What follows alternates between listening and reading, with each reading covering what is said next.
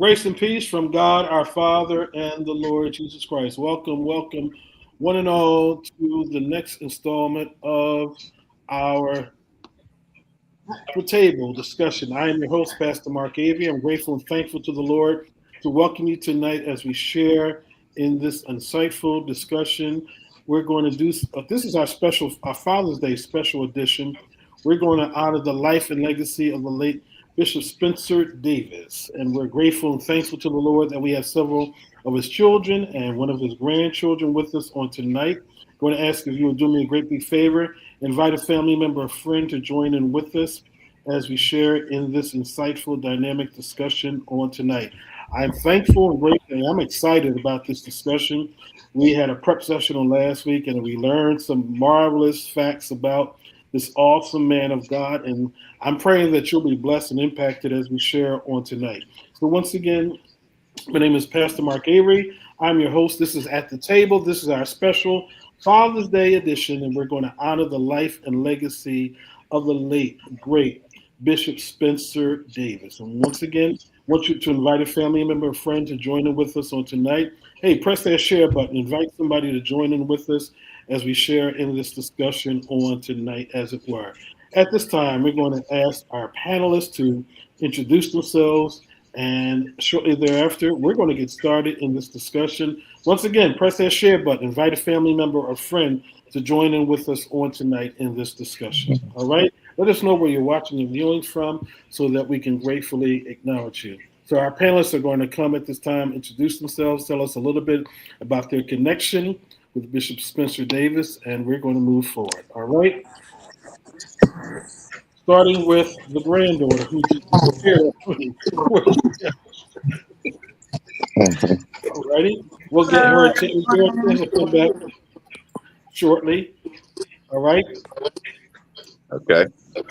I'm going to ask if Bishop Alvin Davis will go first, and then we're going to ask the Reverend CEO if she will come behind him, followed by the dynamic missionary Miranda, and then Ariel, you'll come last. All right, in that order. Thank you, Pastor Everett, and to all the listeners. I'm Alvin Davis. I'm the seventh son and the ninth child of Bishop Spencer Davis of 15 children. So I am also his successor. I was his assistant pastor, and here I am. I have two children myself, and you know we have these wonderful sisters on the phone with us, my siblings. So as I said, I'm number 7 of the boys, 10 boys, and also 5 girls. So the total of 15 children altogether. So we do thank you. So that's the introduction of who I am. And we still carrying on the Highway Christian Church as well. We have assisted and we're doing what God called us to do. So we thank you again. So that's the introduction of Pastor Alvin Davis. Thank you.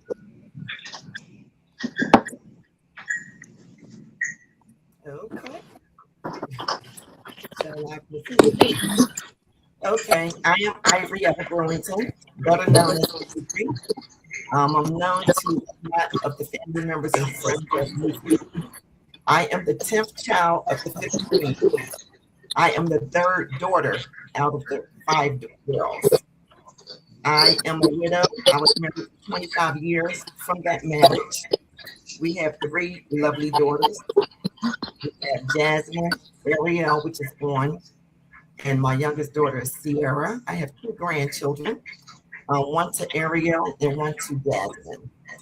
So that's who I am, and I am also the assistant CEO of the Highway Temple Deliverance, where Bishop Alvin Davis is the pastor. So thank you, Pastor Avery, for this platform. Amen. Thank you. Miranda? Hello, everyone. My name is Miranda Davis. I am the 5th child of my parents, and I am the first daughter of my parents. I am single, and a member of the Highway Temple of Deliverance under my brother, Bishop Alvin Davis. Thank you. Amen. Now, okay, here she comes. Okay. Just in time. Just in time. I'm sorry, I'm having technical difficulties. But hello, everyone. Ariel Brewington. I'm Bishop Spencer Davis' granddaughter. I'm number 22 of 30 children. I am Ivrietta Brewington. And I'm here to have a great time with you guys tonight. All right. Somebody has a device on that's picking up feedback. I need you to either silence that or put it on mute because I'm still hearing just a little feedback. Okay? Just need you to control that for me. I think it's on Ariel's end. Wait, what is it? I'm hearing some feedback from your end. You have two devices on. You need to turn one completely off and turn the volume down. Okay? Mm-hmm. All right. Once again, we're so grateful and thankful to the Lord for each and every one of you that are here.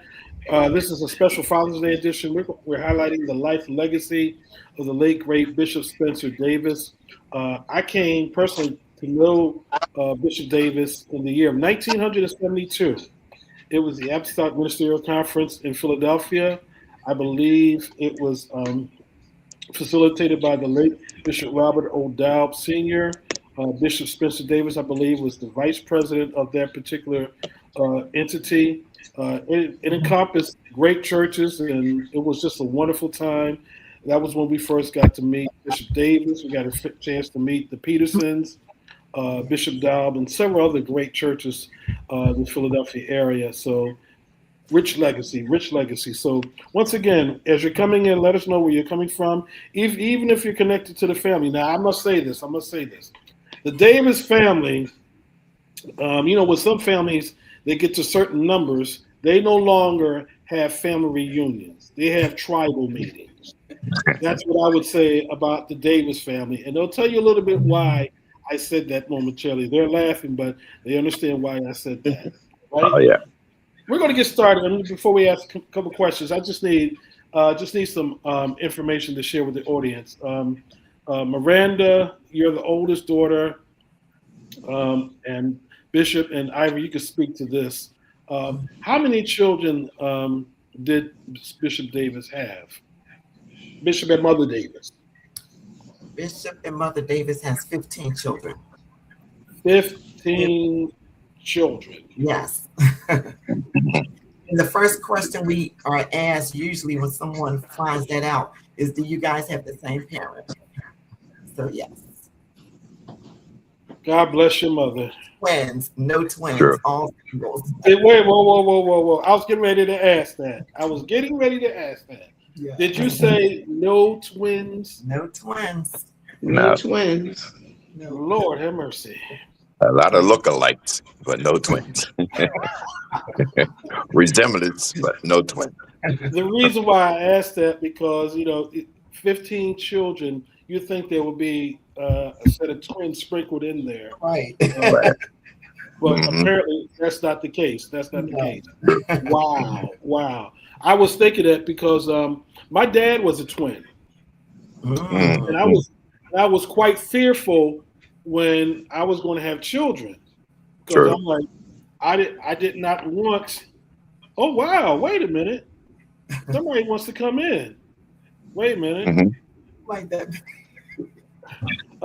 We'll get to that one, but what I was saying was that my dad was a twin, and they say twins skip generations.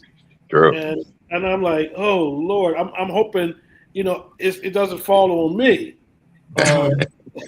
So I had two sons, 5 years apart. So I'm blessed in that respect. But Right. my son's my oldest son has a son and a daughter, and then my younger son has a daughter. No twins. So it may fall somewhere down the line, but Right. I want to know that just to make sure, what was Good. going on.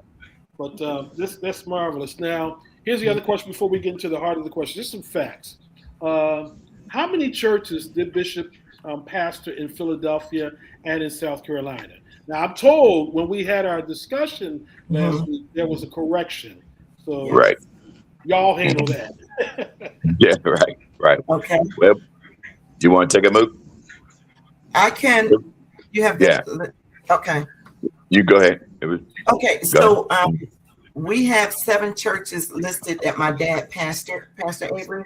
The one he started initially was in Elmwood, Pennsylvania. He had one at 19th and Catherine Street in Philadelphia. And he built that one from the ground. Excuse me. Yes, he built that from the ground up. Yeah, that was built from the ground up. Mhm. He has the one at 16th and Fairmount. Once my mom passed in 1994, then my dad moved back to South Carolina. So we had the one at 16th and Fairmount. We had the one in Morton, Pennsylvania while he was still here. He had churches in Darlington, South Carolina, Centenary, South Carolina, and Marion, South Carolina. So that's 7 churches. Wow. Seven. So your dad had 15 children, and he birthed seven churches. Pretty True. much. Yes. Wow. Okay. Now here's another question, fact-finding question before I get into the heart of the discussion on tonight. Just trying to get some things in place for the audience.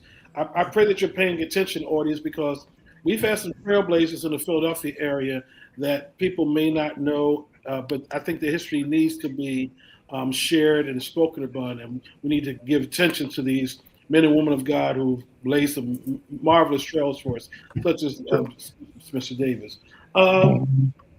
Out of those 7 churches, how many sons of the gospel or pastors have come out of those churches? Alvin, you can. How many his original sons? His sons out of the 10 boys, or just pastors in general? Pastors in general. Okay.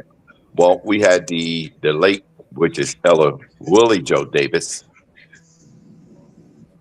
And we have the rest of the pastors. They are deceased. We only had maybe 2 to 3 that came out from underneath my father, which was Willie Davis, and it was also Willie Joe Davis. That was 2 different individuals there, but they had the same name. So we had Ella Willie Joe Davis, and we had a Willie Davis that came out from underneath my father. That turned out to be, and Willie Davis turned out to be a pastor. Willie Joe Davis, he passed away, unfortunately, in an automobile accident. Oh, wow. Yeah. Oh, my. Sorry to hear that. Yeah. Wow. And then we had his son as well too, which was the late Minister Mark S. Davis, and he passed away in the year of 1979. Yeah. Okay.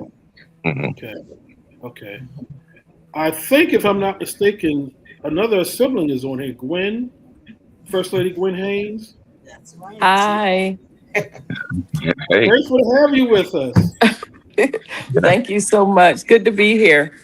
Thank you. Now, everybody gave a little tidbit about where they fall in line in terms of sibling.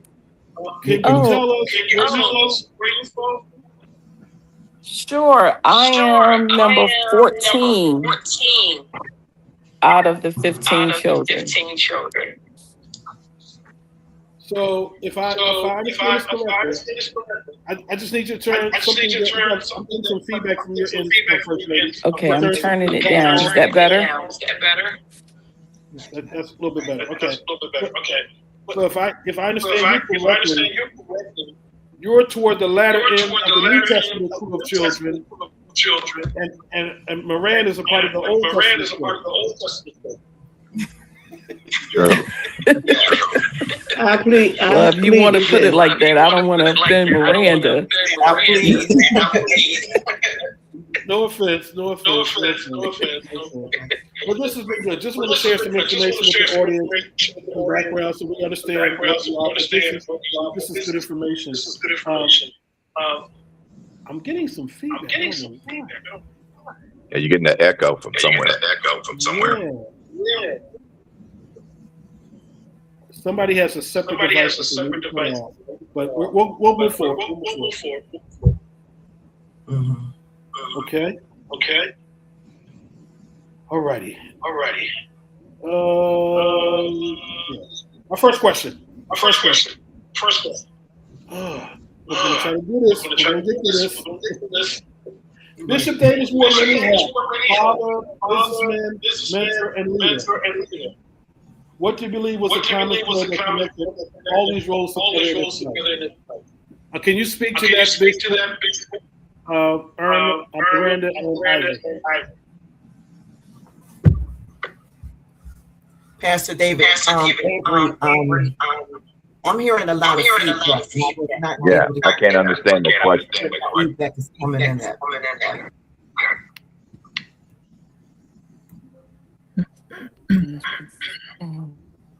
Okay. Can you hear it now? It's still echoing. Can you tell where it's coming from, Elvin? It seems to be coming through this stream. I don't know why. I just logged out and came back in. Can you hear me okay? I can hear you, but I'm just trying to figure out something. Okay. Well, we'll be patient with you. You know, these technology stuff we have today. Can you all hear me? If you excuse me for 1 second, let me go try to check something out with my end, okay? Thank you. Okay. Can you all hear me? Yes. Okay. Let me try that question again. Bishop wore many hats. Father, pastor, businessman, mentor, and leader. What was the common thread that allowed him to be able to navigate and wear those hats well?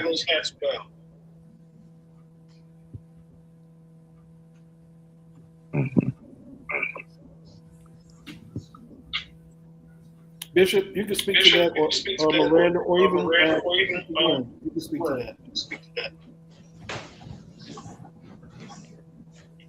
Yeah, if you all can hear me. I think the only part I heard from Pastor Avery was he wore many a hat. He was father, he was pastor. Businessman, I think that, mentor, and yeah, leader. he was a business. Sure. Yeah, he was a businessman, entrepreneur, as we said before. That certainly we well know that he pastored all those 7 churches. All 7 churches that we mentioned, he was the only presiding pastor at that time. At that time, he didn't have no assistants.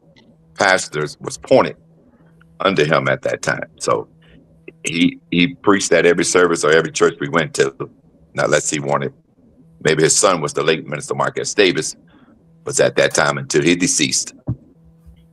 But he was certainly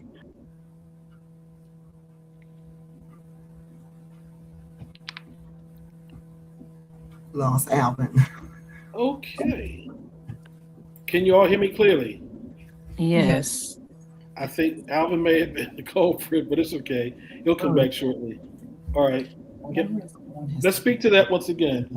Miranda or even Gwen, can you speak to that? What allowed your father to wear those many hats and wear them well? Well, I think what allowed him to do that well was having a good spousal support. He had a good wife that was faithful and dedicated to him. She was very faithful to the ministry as well as to her children with, raising her kids and everything. So I felt like, it was a lot of it was her as well that helped keep everything going and help keep everything afloat, because you can't have 15 sons and daughters and and do it all yourself. I mean, she was a big asset to, I mean, every part of the ministry, everything that he did, you know. So I would attribute a lot of that to her and to the children too, because we were raised to be hard workers, to be entrepreneurs, you know, to just be strong and know how to be motivated and take care of ourselves in the absence of them. So I would say that a lot of the brothers helped with a lot of things, like, you know, any business that he had or whatever, they were a great part of it. You know, if he had buses, they drove the buses. If he had buses, oil trucks and different things like that, some of the brothers, they worked on those trucks when they were broken down and different things. So I think it was the whole family all together that helped, you know, make his success, honestly. Excellent. I'm back. Okay. Sorry. That's okay. The Take- feedback is going. Wherever somebody Yeah, did. That's good. Okay. You want to speak to that, Alvin, Bishop? And what was that question again? The same one you asked before? Yes. As I said, you know, he wore many hats. As I said, you know, he was the pastor, you know, and as I said, you know, he's not only that, as I said, from there, he was a businessman as well. And he had quite a few businesses. You know, we had our own bus company at that time. He was one of the first pastors that I know to have charter buses. I mean, he chartered the buses out to whoever wanted to rent them, whether it was a church, whether it was a personal group or what have you. And as I said, you know, he had the buses and he had apartment buildings, and that would compensate for some of the saints that didn't have a place to stay. He gave them a place to stay in apartment buildings. And he had the oil trucks. He would provide if the saints needed oil. You know, we was burning off, a lot of homes was burning off of oil back then. And he had that business as well. And as I said, he had the stores. He had actually 3 grocery stores. And they was within 4 or 5 blocks from each other. He had one on Fairmount Avenue, 16th and Fairmount. He had one at between 18th and 17th and Fairmount. He also had one at 20th and Fairmount. So, and also he had the restaurant that was next door to the grocery store, was at 16th and Fairmount. And most of the girls probably forgot that we also had 40th and Haverford Avenue. Y'all forgot about 40th and Haverford Avenue. That's right. So 40th and Haverford Avenue would make it the 8th church. The 8th church, because he turned that. Wait. So there was another church? Yes. You're right. Yes. He had another church. So 40th and Haverford was the 8th church, but that's in the back of 40th and Haverford. That's where we used to park the buses at. But on Haverford Avenue side, he had converted that over to a church. And whatever building he had his hands on, it was going to be a church involved somewhere. So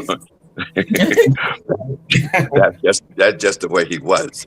And so that was the 8th church that we had there on 40th and Haverford. And that was the bus garage on the opposite side. So, as I said, you know, we was well taken care of. And he was one of the most entrepreneurial pastors that I have ever met, even still to this day. You know, when I look back into the history and all that he had, I don't see nobody that competing to or compare to what he done. So you said you gave a list of what I'm thinking remarkable. Supermarket or food store. Right. 3 of them. Fuel trucks. Right.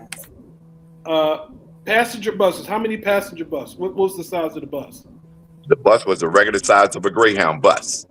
It was a 50 passengers. They was just the same as the Greyhound buses was. We had approximately 4 of those. 4 buses. Passenger buses. Correct. Full size passenger buses similar to a Greyhound. Full size bus. That's right. Full size. Okay. You mentioned also apartment buildings. Correct. Yeah. Oh my Lord. Yeah. Busy. He was busy. Yeah. I don't know how we got the 15 children in there, all that he had, but he worked it out. Well, yeah. Oh, good Lord. Okay, He I worked need it to out. ask. I'm glad to have a representative of the grandchildren on Ariel. She's going to help me with this question right now. I need you to focus on this one, and then I want the siblings to come in. As a father and grandfather, speak to the grandfather area. Then I ask your mom and your aunts and uncles to speak to this one. What were some of the values or life lessons Bishop consistently modeled at home that still shapes you today? Believing in God, having a strong faith in God, and knowing that God is real. My grandfather, he would always like quote many scriptures. He had a few that stick with me. They're still with me today. One of them, and this is probably my favorite, he says, if God is for you, who can be against you?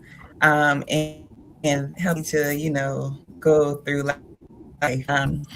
And so, yeah, mostly it deals with everything kind of, when it comes to my grandfather, a lot of his messages, a lot of his lessons can always take you back to God.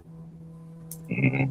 Excellent, excellent. Okay, now as a father, Miranda, uh, Ivory, and Bishop, what were some of the values or life lessons that he modeled at home that still shape you today? Okay, so for me, I would say pretty much on what Ariel was saying, everything pretty much was church, church, church. Once we would get out of school, pretty much on what Pastor Al was saying as far as him being an entrepreneur, he always had us out working, and he always taught us that no one's going to give you anything. He always had my brothers and us, the girls as well. We were taught to get out and work. We couldn't just lay up at home. After we turned a certain age, you better be out there trying to find a job, because he was not having it. He would call home whenever he wasn't around, and just making sure everybody's where they're supposed to be, doing what they're supposed to do. Ivy at after school, go straight to the restaurant. So we were delayed in getting our homework done because we had to go wherever he sent us. So he always sent us out to go and work, whether it was for him or when we got of age and ready to move out or do whatever we were going to do in life. We had to be sure we had a job and making sure that it happened. So he instilled in us a whole lot of being faithful to what you're doing, and just stay focused, and just make it happen for yourself. Don't rely on anyone to do anything for you. So when we come up against things, it's like we know what we have to do to get it done because we were already taught. And just looking at all 15 of us, we see in each other that we all have that instilled in us, every single one of the 15. All of True. them. They are all really hard workers. Yes. All of them. It's crazy. There's not a lazy Davis, apparently. Not at all. He didn't believe in that. They are some really hard workers. And as a grandchild, it amazes me. I'm not from that generation. I thank God, as a grandchild, our parents, they had to go through all of that hardship. They had to really, really work hard. And for us, it was not that complex. We had to go to church. Trust me, we went to church. I mean, I remember we had, back when we had church on Fairmont Ave, we would have Sunday services. We would have Joy Night on Friday nights. We were in church. But I thank God that, we didn't have to work as hard as our parents. Mhm. Can you speak to that, Bishop? Yes. As Aubrey had said, he instilled a lot in us, and first of all, he instilled the fact that we made sure that we went to church. We had to be faithful. If you lived under his roof, you went to church. There's no question about it. And if you missed out for whatever reason, when he got back home, you have to have a good explanation why you wasn't attending at service that particular day. So he didn't give too much space, and he was a nonsense guy. He didn't play. I mean, he was straight up. He was nice. He treated us good, but he was very firm. Yeah, so he was very firm in his ways. So he didn't take just anything. So you had to be right, and you had to come straight with him. But as I said, when we was brought up, as Mookie said, working a lot. I mean, I think I was about 6 or 7 years old. You'd say, well, what can you do at 6? Well, at 6, we can go in the store, we can clean up, we can sweep, we can help stock the shelves. And he just had us working. We had to clean the buses after a bus trip come back. You had to clean the buses out, And one thing about my dad, all the time that he'd been around for the whole 88 years that he was alive, I have never, ever seen him wash his own car. I never seen him with a broom in his hand, but he was busy doing other things because he had enough children to do everything that he needed done. So as I say, he was just a firm, hard-working pastor. He would stay busy all the time. He was always on the go, but he always looked out for his children. That's one thing we can truly say. And he taught us well. As I said, all of us had to go to school. There's not one of us that didn't graduate from high school. He didn't tolerate that. You had to go to school and you had to graduate. As long as you graduated from high school, he was fine with that. But you had to go to school. All the boys had to go, all 10 of us. All the girls had to graduate, all 5 of them. So he was very firm for bringing us up and making us be independent. And that's what he taught me, gave us a hard work ethic at a young age. And all the children have that today. All the boys, they was always out doing something, working self-independent, working on a job or doing something. Nobody sat around. And he instilled all that in all of us. Here's a question. I'm sorry, Miranda. I didn't hear from you on that one. I'm sorry. Yes, I agree with my brother and my sister that we were hard workers, and I could tell by the way he raised us, even from my job, which I stayed there too long, and they always appreciated what I did and tell me how good a great worker I was. And I always think back to my dad, how he told us to be workers. And I remember years ago, he told me, don't be dependent, be independent. And that's what I am today, independent. I like that. Don't be dependent, be independent. I like that. True. I like that. That's a message for today. And in many Sure. instances where you see people coming up, I'm not going to say generations, because I don't just see it in the generation under me, but I even see this in people my generation. They have a sense of entitlement, like somebody owes them something. Yes. True. So true. So that's good. That's good stuff right there. I have a question. How did Bishop balance ministry and entrepreneurship? Because I'm listening to what you all shared. He was just as busy in the pulpit as he was in the business sector. So how did he balance both? Speak to that. Yeah, it was a difficult job. And the good thing, as I said, before the late minister Mark S. Davis passed, he was certainly a right hand to my father. And before the late Deacon Spencer Davis passed, he was a right hand pillar to my father as well. And then along with the other siblings, that was always there, that he relied on them to do A, B, and C. As I said, if the bus business, he relied on Spencer Jr. to take care of most of the bus business when he does the trips and everything. He would handle all that. Minister Mark Davis would handle it. The store, he had good people around him, like the late Deacon Raymond Murphy. He was a great pillar that assisted him in many things as far as his business-wise, other than the church as well. So he had great help, which is kind of it's hard to find that type of help today. But back then, he had some great brothers and great sisters that was really supporting him, and that was really helping him. So that's how he was able to make it through. So if I hear you, I'm hearing not only did he have good help, he was wise enough to know that he had good help to delegate good help around him.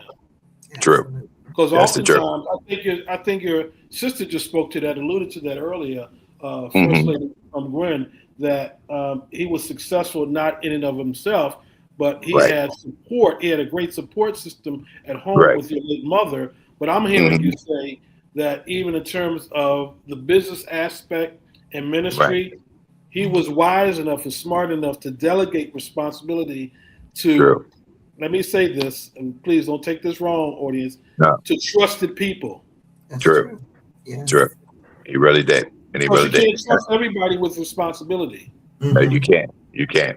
You really can. And as I may give a shout out to, to the late Deacon Murphy, Raymond Murphy, his name Yes. is. Yes. I'm telling you, he was a great support to my father with the Backbone. store because he was a backbone to him. He was the right hand to him. And he ran the store, helped them out in the store. He did anything he asked them to do. I mean, they didn't give no feedback to him. If he asked them to do something, them brothers would jump right up and get it done and make sure they got it done. And that's what sort of he made it through good help that he had. Mhm. Now, And, would this be the Murphys that I know some Murphys from that used to, I remember some Murphys from Fort Memorial, and I think I met a Murphy at Deliverance Tabernacle Worship in Collindale. Would that be Well, their family? they would be related, but they are distant cousins to the late Raymond Murphy. He was affiliated with the Greater Bible Way, off of Callahill, Oh, okay, the Greater Bible Way Temple.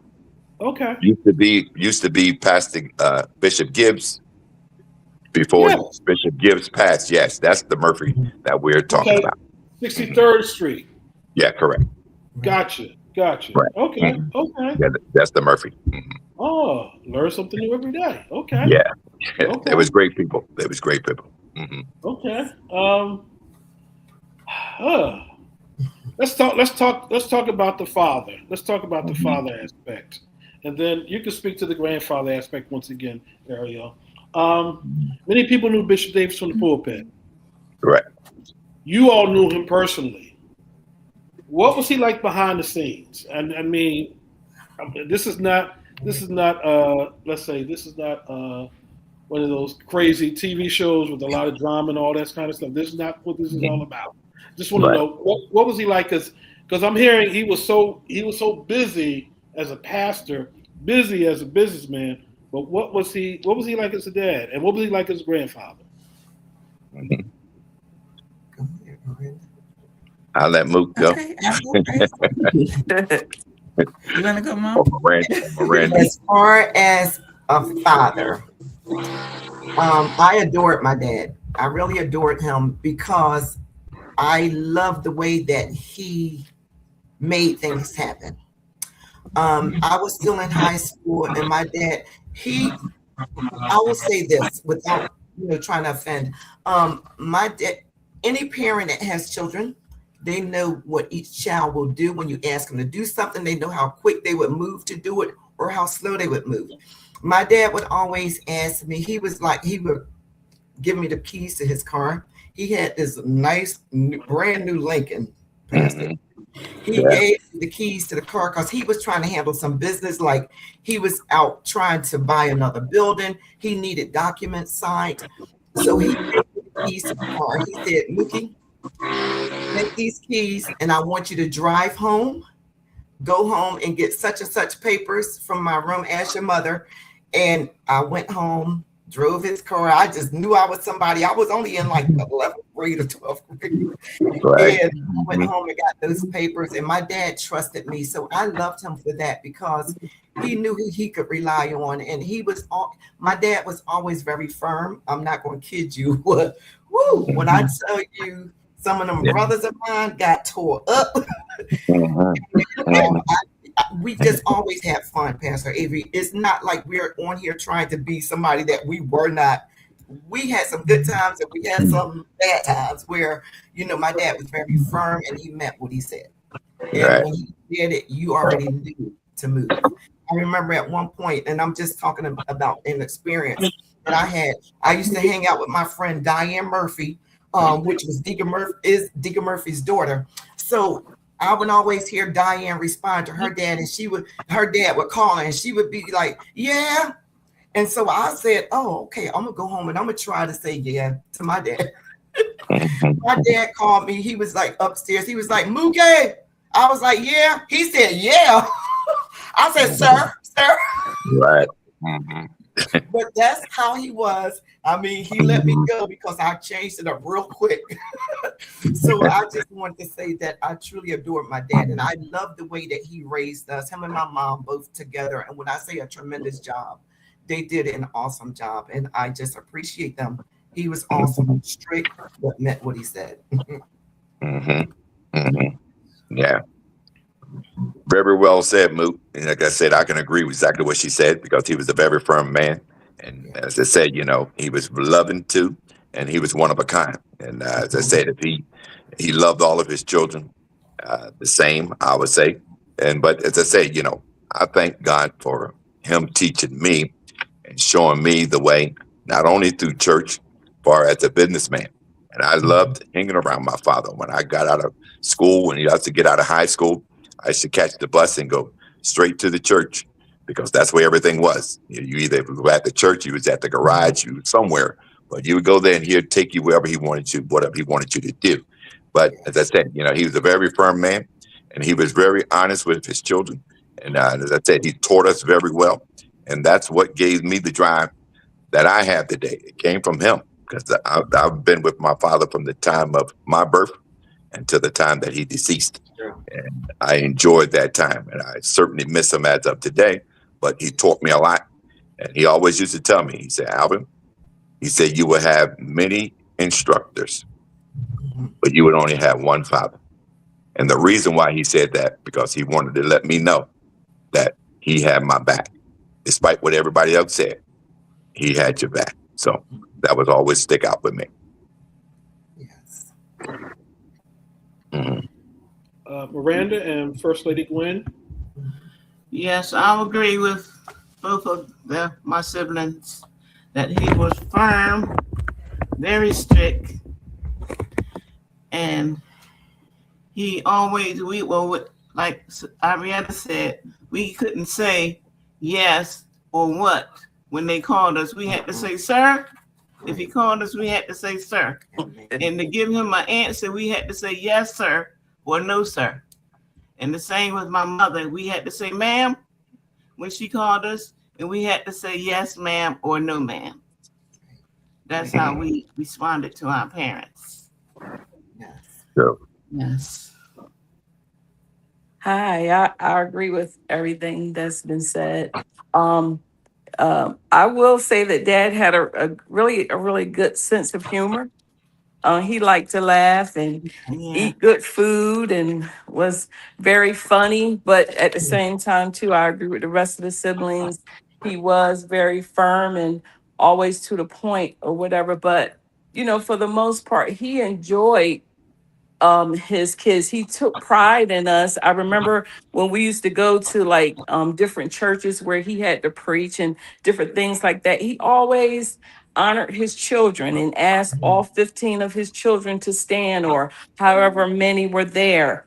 He just took pride in that. He enjoyed that, and that's what I can think of right now. But he had just a good sense of humor. He was a good counselor too. I will say that about my dad too. I'm just trying to think of things, and also too, I feel a little emotional, but he was a good person that you could talk to. He always had the right advice, and he just understood us. And I could go to him just about anything, and it was just always perfect. I mean, 9 times out of 10, if you listen, it would work out. If you didn't listen, I told you so. I told you you should have. So he was just a bundle of joy. And, like the rest of the guys said, he was who he was, firm and different things like that. But he was a wonderful, just a person to know. He just was a good person to talk to. yeah.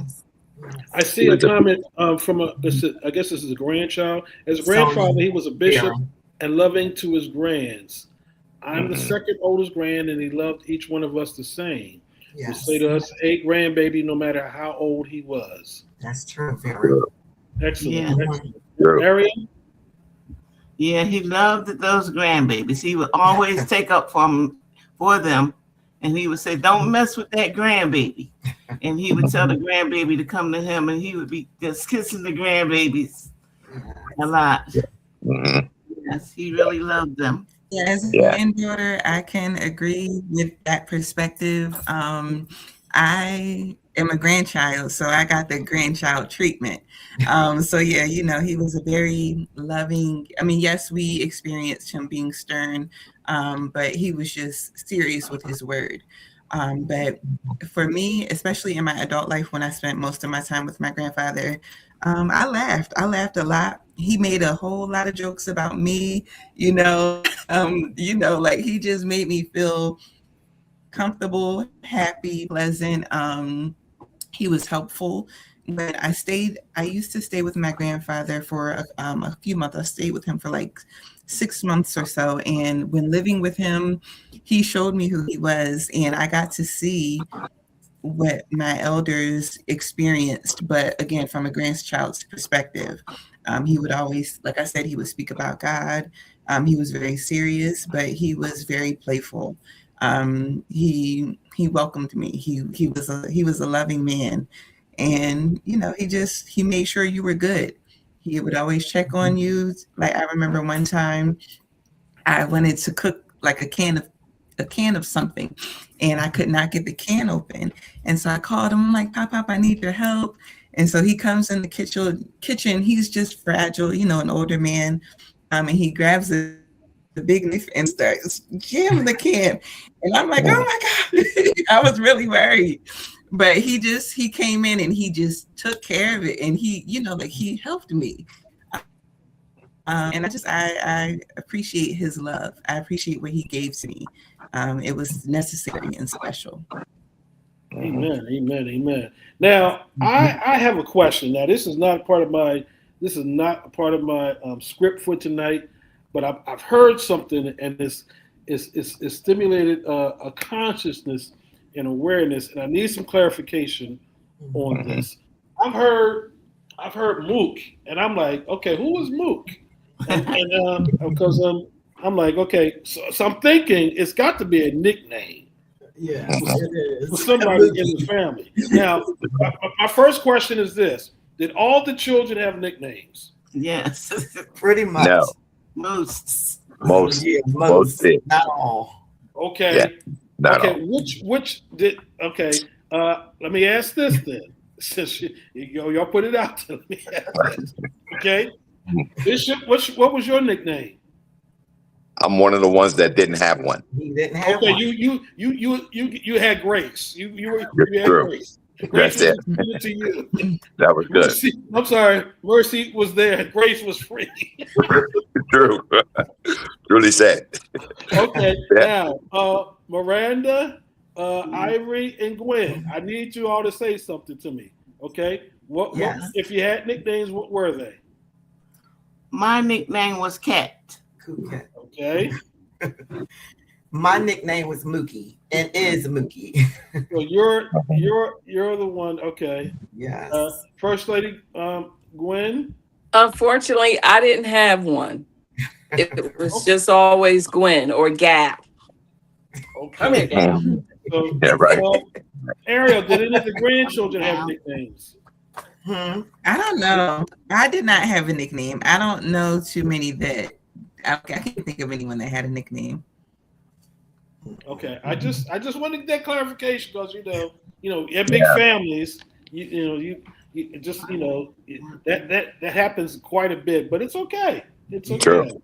It's Mhm. okay. All right, we've spoken about somewhat of the pastoral role to some degree, but I want to get to that before we get ready to wrap up. Audience, I thank you so much for joining us tonight. I see Minister Beverly Scott from True Word. God bless you. Diane Murphy Atkins. God bless you for joining us on tonight. Pamela Murphy. Murphys are popping up here. Oh, pretty yeah. strong. Oh, yeah. Good people. Wilhelmina Graham. Okay. Yeah. Amber Murphy. All right. Dee, I see you. God bless you. Thank you for joining us. Luigi Murphy. Yes. Deidre Hester. hmm Okay. Your youngest daughter is on Ivory. Sierra. God bless you. Pastor Calvin Wiley. Oh, my friend Pastor Paul Talbot from Virginia. God bless you. Barb Hand. Brooke Haynes. Velma Rose. Cherie Hayes. Those are some of the names I'm seeing pop up. Nice. All right. Here's a question. As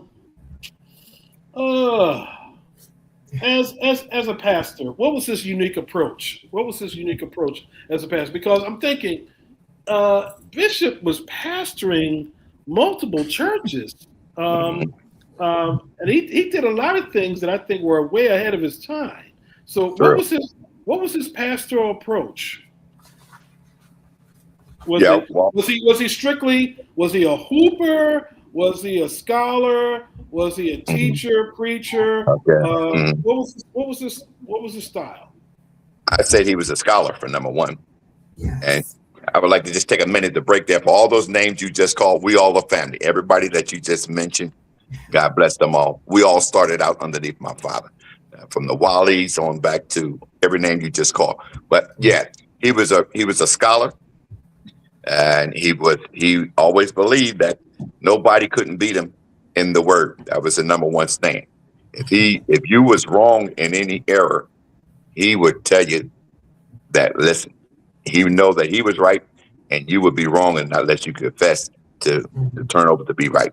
And as Arena has said before, he always said if he could show him that he's wrong, he'll eat the page of that you showed him that he's wrong and whatever he's disputing about the word. And he was a sort of he came up as a little debater in a way. He abated his opponents to those that really wasn't teaching the actual way that he believed. But his home family church, he loved us all. But he was definitely a scholar in the word. There wasn't too many people that can go against him when he came to the word. Mm-hmm. That's true. Yeah. And I remember many years ago, I said to my dad, I said, Dad, you are a wise man. I said, I wish I could be wise like you. He said, you are, because you are part of me. Right. And I never forgot that. Yes. Yeah, true. Mm-hmm. Yeah. Definitely. Yeah. And if you said Pastor Avery, as you know, as I said, he was definitely a scholar. He was a teacher and a preacher combined into one. You know, he would teach for a while. He would teach for almost like a half an hour to 40 minutes. And then after he finished teaching, he'd jump right into his preaching. He was one of them hooping guys too. But, you know, he had the skill, you know, to combine them all together and do them all. And it was all good, whatever he did. It was all good. Right. Yeah. I want to speak to one aspect when you said that he would challenge and he would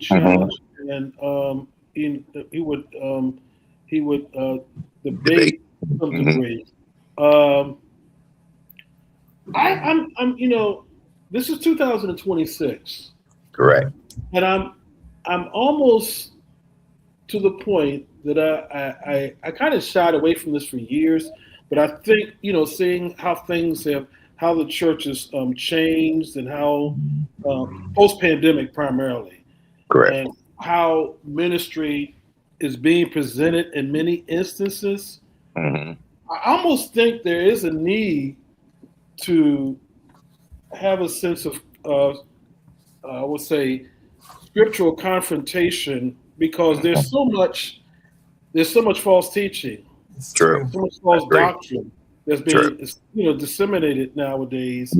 And one of the things that we don't speak about too much in ministry in terms of preaching and teaching of the gospel is that we are called to be defenders of the faith. True. You got to defend. That's the word. That's the word. So I think that you know, we're the generation, we're a time, and I don't mean to get off on this, but I think we're in a generation and a time where we're more concerned about people's feelings than their souls. That's True. True. Hmm. Yeah. So I And think that's we what need we to understand we have to defend Right. the faith. True. We have to. I agree with you 100%. And like I say, that's why, the older pioneer guys that we had, the pastors that we had, most of those guys are off the scene now. But as I say, he was one of those ones that stood for the word, and he would challenge you for the word, not to embarrass anybody or any sort like that. He just wanted you to know the truth. And he was just one of those guys that would just challenge you. But as you said, today, this day and time, we have so much false doctrine out here, and you got folks say, "Oh, well, leave him alone. Don't worry about it. Let him do what he's going to do, and let me do what I'm going to do." But I think we at the point now where we definitely need to challenge some of what's going on out here. We can't change the world. We can't save the world, but we can tell the world about Jesus. Absolutely. I think that's what we need to do in this day and time, because things are very, the way things are. You go see all this on TikTok, social media, from one thing to another. It's definitely we need a change. It's just too much going on, and it's just not the truth being told. Absolutely. I'm going to extend the time a few more moments because we had some technical challenges a little while ago. I was just going to ask one more question, but I'm going to ask two questions before we wrap up. Is that okay with everybody? absolutely. Okay. All right. Now, here's my next question. Highway Christian Church became a place of impact for many lives. What do you believe made Bishop Davis's pastoral approach effective in reaching people, given the fact that he pastored in Fairmont in Philly, and he also pastored simultaneously in Morton, Delaware County. He pastored in Philadelphia County and Delaware County at the same time, and then when he moved to South Carolina, from what I'm told, he pastored several churches there. So what made his ministry effective in reaching people? I think he believed in what he taught and what he read from the Bible. He was stood on it 100%. And I think the way he presented it to the people that a babe would be able to understand, he didn't complicate nothing. He was just plain straight up, whatever came out the word, that's what he taught. And I believe that's what made him the person that he was, by being firm, by being truthful, and want to help, and was concerned about souls being saved. He had that charisma about him. He had it. Excellent. Ivory? I totally agree with what Pastor Alvin said. He really believed everything that he taught, preached. He believed it, and a lot of people came into the ministry under my dad because of the way that he taught and the way that he was, the way that he carried himself, and him being such an entrepreneur. A lot of people, flocked into him with him. And like Pastor Davis was saying, he had some really good Bible scholars with him because, his children growing up, we were young and we did what we did as we got of age. But like he said, he had a lot of scholars amongst his ministry, such as Deacon Murphy, Elder Joe Davis, and Trustee Mitchell. He just had a lot of people, adults, I would say, because we were younger, coming up, and they helped him in his ministry. So we give a thanks to them as well, because we're still in touch with a lot of their children. So we appreciate all of that and everything that we were taught, and the friends and the relationships that we had is what got us to where we are today under his teaching. So we go with that for sure. I knew there was something I forgot to mention. Speak to the radio broadcast ministry. Right. Now, yes, the radio broadcast ministry was a live radio broadcast ministry. As we said, we done that on Sunday morning at 9:00. That was our first service, was the broadcast. Now, he done that for years, on WHAT. For years, he ministered on that. And that's where we started out, working more so in the church with him, because the live broadcast, when the gentleman used to come and set up, he had to get everything set up at a quick, really very fast and space time to get the broadcast on at 9:00. So Mhm. all of us, was pulling extension cords, plugging in this and plugging in that, trying to help the gentleman get set up. But the broadcast ministry was a great part of his ministry that started him out, reaching out, to the world. Bishop, Bishop, Ivory, Miranda, somebody, please give us the typical Sunday schedule that you had. Okay. Somebody, the audience needs to hear this. Yeah, right. Okay. So Sunday schedule, as Bishop Alvin said, Sunday school. Well, we had the broadcast first at 9:00 in the morning on a Sunday. You should have seen us on Catherine Street trying to get dressed for church. Everybody had to be out the house. Some of the older brothers, my dad would leave and go because he had his car full. Then the rest of them were coming, and they knew to be there on time. So 9:00 we would do the broadcast. Everybody was there. All the families that were there helping and supporting my dad, they were there as well. So after the 9:00 service, what did we do at 9:00, Miranda? What time was the morning service? Sunday school. Sunday school at 10. Mhm. Yeah. Okay, 10:00. Go ahead. They're older than me. So let them go ahead. Oh, no. Now. 10:00. Okay, so go ahead. 10:00 was the Sunday school at 10. We had Sunday school. 12 we had o'clock. breakfast. Right. We have. you take a little break. You give you about a half an hour break, like 11:30, and the service time, regular service, morning service, would start at 12. Yes. And that did not have a time to end. You couldn't say it was going to end at 2. It was going to end at 3. It ended when he was ready to end it. And most time when we got done, the morning service at 12, it was approximately about 4:00, somewhere around the 4:00 when we got done the 12:00 service. Then we had a break again.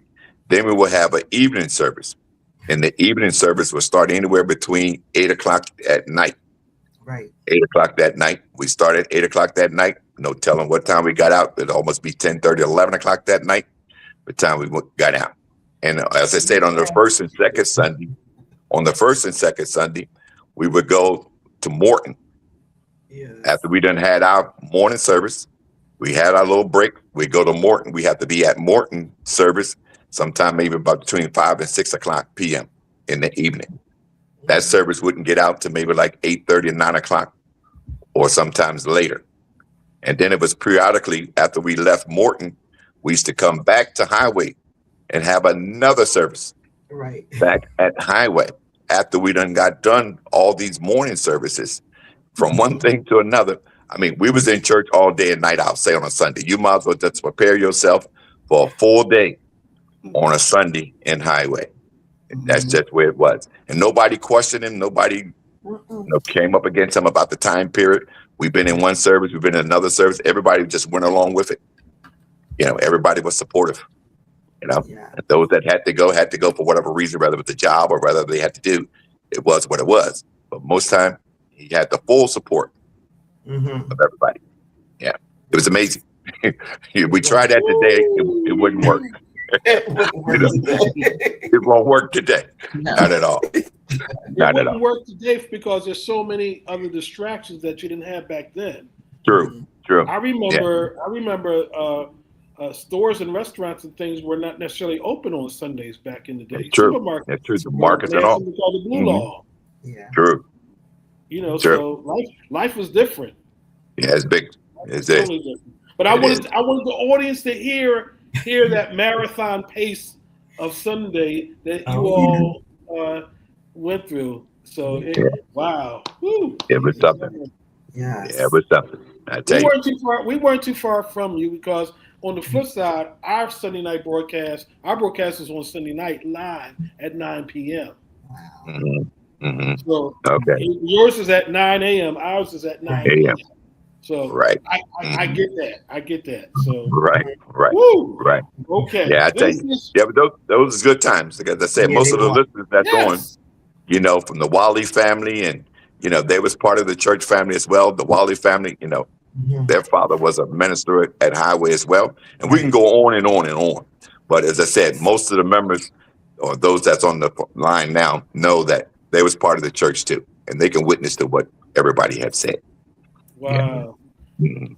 I have one more question, ladies and gentlemen. Thank you so much. This has been beautiful. I pray that you've received some wonderful instructions on tonight, some wonderful things to share. Each of our panelists are going to get ready to come in and chime in and help us wrap this up. And I thank the Lord for just having the opportunity to sit with this awesome family and glean from them and the life of their father, the late great Bishop Spencer Davis. Like I said, many in the Philadelphia area don't know, especially certain generations, don't know about the spiritual giants and pioneers that we had back in the day that made an indelible impression upon our lives. And I wanted to give space to take the time to honor this great, awesome man of God who was also he worked closely with my former, my father in the gospel, the Sure. late African Bishop Fernway M. Jones.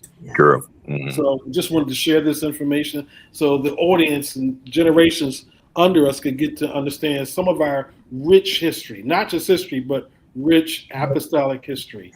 Sure. So we're getting ready to wrap up, and all of our panelists are going to get ready to share some insightful things on this last question that we're going to share at this time. So once again, we thank you one and all for joining us. Anthony Mitchell, Diane Murphy Atkins, once again, thank you for joining us on tonight. Here's my last question. Every great leader leaves a legacy behind. Leaves a legacy beyond titles and accomplishments. When future generations hear the name Bishop Spencer Davis, what do you hope they remember most about his life and character? I'm going to ask Ariel as a grandchild, will she speak to that first, and then the siblings can come behind her. Mm-hmm.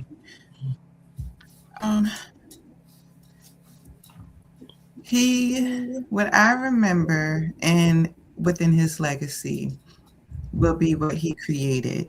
His strong belief in his own power, and his family's own power to be able to do for themselves, to be able to, if my grandfather thing relating to like his like entrepreneurship, it was to just like go after it and go hard and do it all. It seems like he did everything. So his legacy leaves behind knowing that you can do it. And with a strong faith in God, it's all possible. Mm-hmm. Excellent. Mm-hmm. Any one of the siblings can come in. Mine would be quick. Mine would be faith that he had. Believe it in God. No matter what you go through, knowing that God is able, not in some things, but all things. I think many message that I heard my father preach, I think he preached the most was God is able. And that's a great legacy that I would take for the rest of my life. The faith that he had, the courage that he had, the belief that he had in God, and the belief that he had in his family, and to all those that was part of the church family. Yes. Mm-hmm. Excellent. I agree with that he's always would say he's holding that God is able. And I remember way back when one time he preached a message and he said, how long will you sleep and when will you wake up? Mm-hmm. I never forgot that message. Mm-hmm. Many years ago. Oh, yeah. Yes, I agree with that. He definitely held on to his faith till the very end. He would not let go and refuse to let go because he truly believed that. And as many said about my dad, he always believed in what he taught, and he would always tell us, use what you got. Sometimes some of the people were late at church, coming to church or whatever, and they call up the choir or anyone to do whatever you're supposed to do. He just said, use what you got. Not use what you have, but use what you got. Okay, so that was a big thing from my dad that we always hold on to. Mm-hmm. Hello. I would say that mine was strong work ethic. Again, I agree with the other siblings too. He was big on faith. And I believe that that's what is keeping us all and, allowing us all to become successful today is that faith that he taught us to have.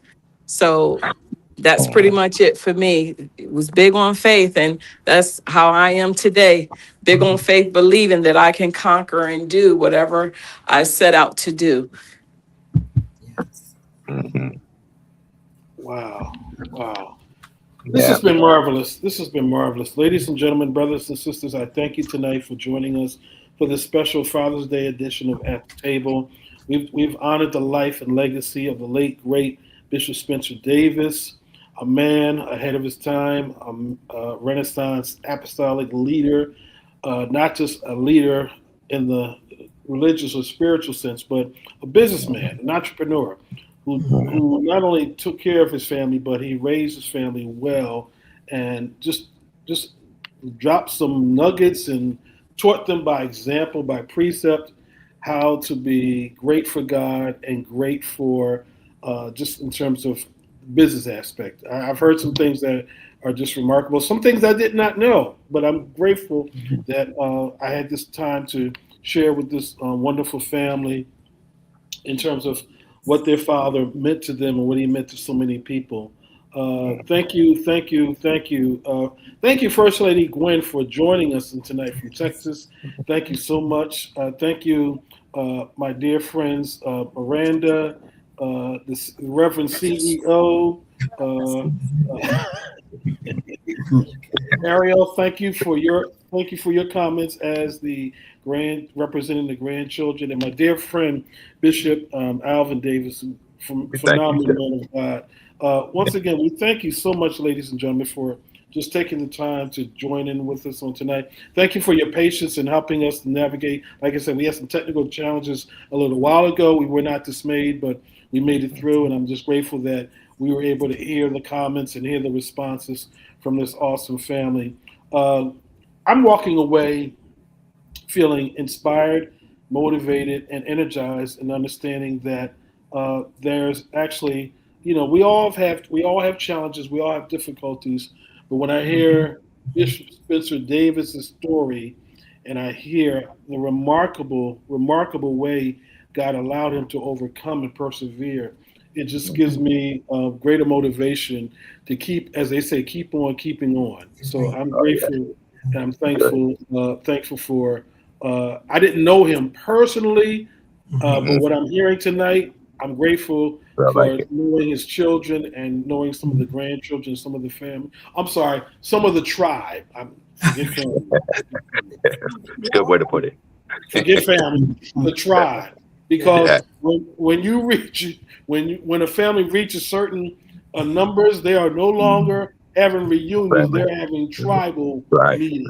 The Davises are large and strong and powerful. So thank the Lord for knowing them and having the opportunity to get to know them, and just thank the Lord for just this space and opportunity to get to know them. In parting, like I said, this is in terms of Father's Day. Those of you that have your fathers with you, take the time to love on them, appreciate them, and honor them. My father left prematurely in 1991. My father passed at the age of 54. So I've not had my father for a good portion of my life, but I'm grateful for the lessons and the lessons and the life that he led before me. I encountered people that knew my dad, and they share so many wonderful things about my dad. So that does my heart well. Yes. Now that I'm a dad and a grandfather, I try to make certain that I pass down those principles, those things that I received from my father. So I'm just grateful for that. But when you have a great father, such as this awesome man of God, you're just grateful and thankful. So I can say that Bishop Davis did well. He raised his children well, even his grandchildren. You rise up and I know I'm not taking this out of context, but he was a blessed man and he did well. He did well. Oh, yeah. God knows he did well by 15 children. Mercy. Woo! Jesus. He had to be a strong man. Oh yeah. That's the big. Because I'm looking at two of the daughters. I'm like, how did he do it? How did he do it? Bishop Albert, I don't know how he did it. Miranda I don't and know. Ivy, how did Yeah. what did he do? A lot of prayer. Right. God was able. Those are my friends. A lot of prayer. A lot of I prayer. get glad of them. Well, we certainly appreciate you, audience, for taking the time to share with us and to be with us. Pray for us. We're looking at the next discussion would be held on the 23rd of June. I'm working on some things. I'm putting some things together. So pay close attention to my page. We'll put that information up at the appropriate time. But we thank you. We thank you, Bishop Alvin Davis. Thank you, man, God, for joining us tonight. Thank you. Thank you, Miranda. Thank you, Ivory. Thank you, Ariel. First Lady Gwen, thank you for joining us as well. We certainly appreciate you and thank you as well. So in parting, I want you to take this time. Father's Day is coming up. Don't do the fathers wrong. You know, the comedians say Mother's Day, you can't find a place in any restaurants. Father's Day, come on in. You can sit anywhere you want. Don't do the fathers like that. Treat us good. Things in your life well. Like that. Things in your life Right. well. As we get ready to close, my name is Pastor Avery. Thank you for joining us tonight at the table. I want you to share this with you. I want you to remember this. Life is great because God is good. God bless you until we meet again. Audience, panelists, stay right where you are. God bless you.